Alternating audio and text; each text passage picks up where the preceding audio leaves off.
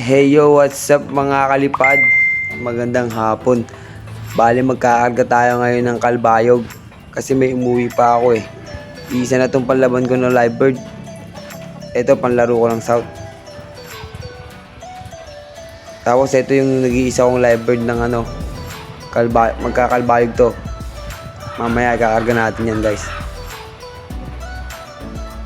Shout out po sa nagpairam sa akin ng training box. Boss Janus.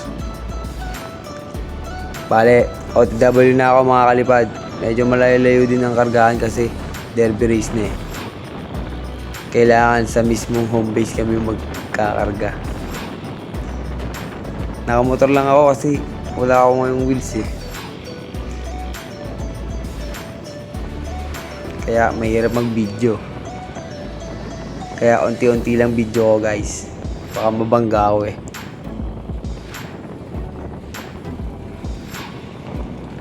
Few moments later. And what's up mga kalipad, andito na tayo sa loading station. Nagpa-sticker na rin ako at kinarga ko na sa crates. Ito yung panlaban ko, Kalbayog race yan. Sana umuwi ka bukas, kaibigang oso.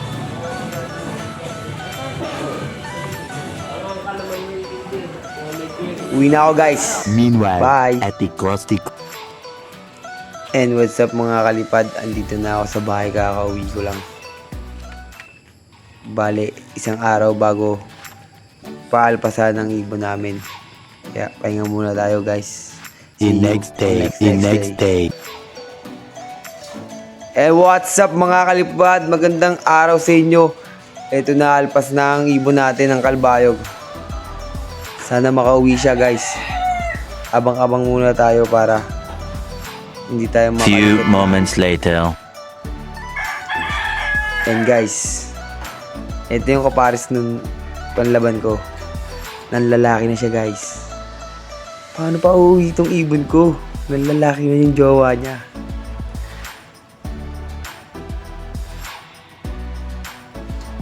Naghihintay pa rin ako mga alas na ng hapon to. Nang bebebe na yung iba.